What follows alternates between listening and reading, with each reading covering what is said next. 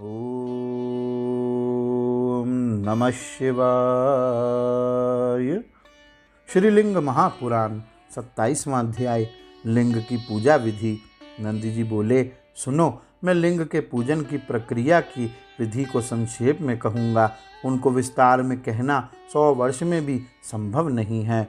इस प्रकार स्नान करके उचित विधि से भक्त पूजा के स्थान में प्रवेश करके 3 प्राणायाम करके त्र्यंबक भगवान का ध्यान करे। वह उनके 5 मुख वाले 10 भुजा वाले सब आभूषणों को धारण किए हुए शुद्ध स्फटिक के समान देखने में भव्य विविध रंगों के वस्त्रों को पहने हुए उनके रूप का ध्यान करे। दाहन, पलावन आदि तांत्रिक विधियों अर्थात अभ्यास से भक्त स्वयं अपने को उस रूप में परिवर्तित कर उनकी पूजा प्रारंभ करे। अपने देह की शुद्धि करके मूल मंत्र द्वारा न्यास करे।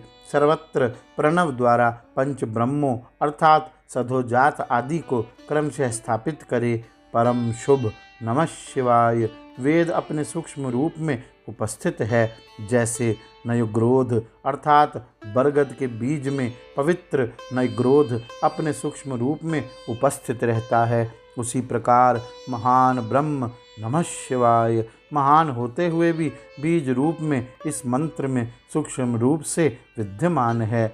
भक्त पूजा के स्थान को सुगंधित चंदन के जल से सींचे, जल से छिड़के और पूजा की सामग्री को एकत्र करके उसको धोकर या जल छिड़क कर शुद्ध कर ले।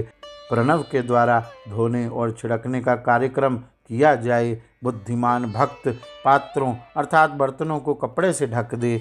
ये पवित्र जल से भरे पात्र क्रमशः प्रोक्षणी पात्र, अर्घ पात्र और आचमनी पात्र हैं। इनको कुशों से ढक दे और उन पर शुद्ध जल छिड़क दे।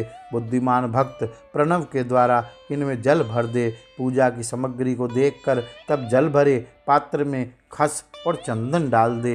वह चमेली, अशोक का बीज, कपूर, बहुमूल, तमाल बीज को चूर्ण करके आचमनी पात्र में डाल दे।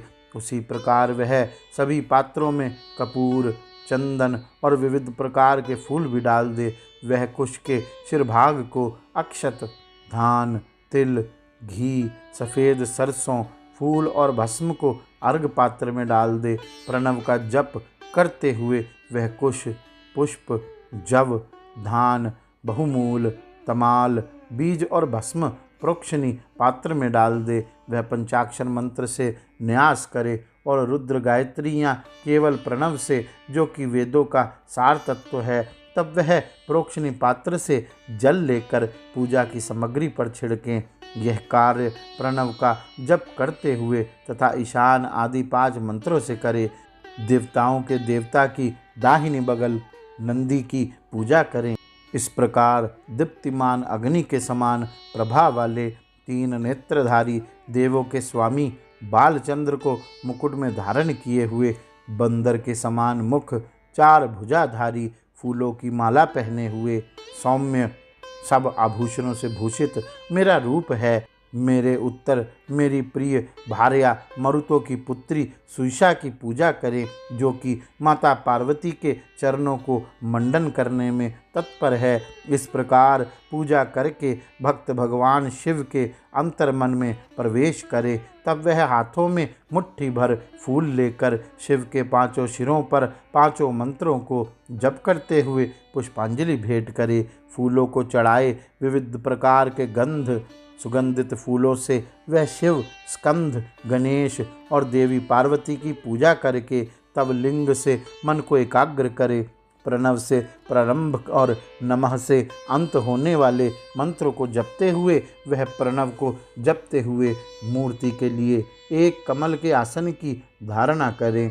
इसके अनश्वर पूर्व दल के पूर्व में अनिमा, दक्षिण में लघिमा, पश्चिम के पद्य जल में महिमा, उत्तर के पत्र दल में प्राप्ति, दक्षिण पूर्व में प्राकम्य, दक्षिण पश्चिम में ईशित्व, उत्तर पश्चिम के पत्र में वशित्व, ईशान कोण में सर्वगत्व और कर्णिका में सोम को तथा उसके नीचे सूर्य, उसके नीचे अग्नि, धर्म तथा अन्य को कोनों में स्थापित करें।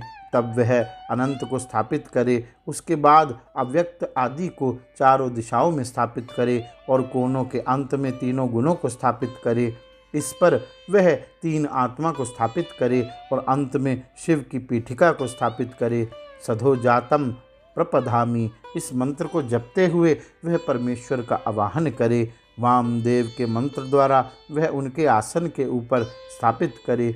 रुद्र गायत्री मंत्र द्वारा वह उसकी उपस्थिति कराए और अघोर मंत्र द्वारा वह देव मूर्ति की उपस्थिति की पुष्टि करे।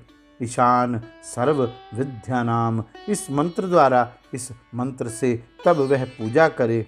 तब वह प्रभु को पाद्य, आचमनीय और अर्घ भेंट करे।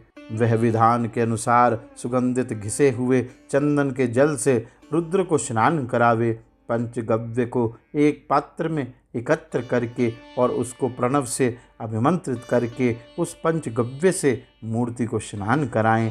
प्रणव को जपते हुए वह घी, शहद, गन्ने के रस और अन्य पवित्र पुण्य सामग्री से महादेव का अभिषेक करे। उसके बाद शुद्ध जल से भरे कलशों से मूर्ति पर जल उड़ेल दे।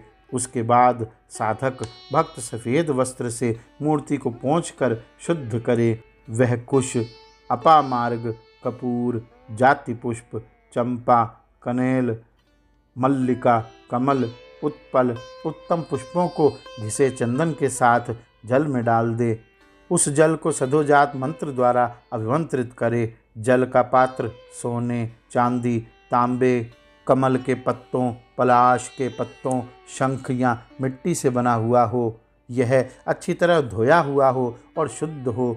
कुश और पुष्पों से युक्त जल भरे पात्र में मंत्र पढ़कर मूर्ति को उसमें स्नान कराएं। सब अर्थों की सिद्धि के लिए मैं उन मंत्रों को कहूँगा, उनको कृपया सुनो।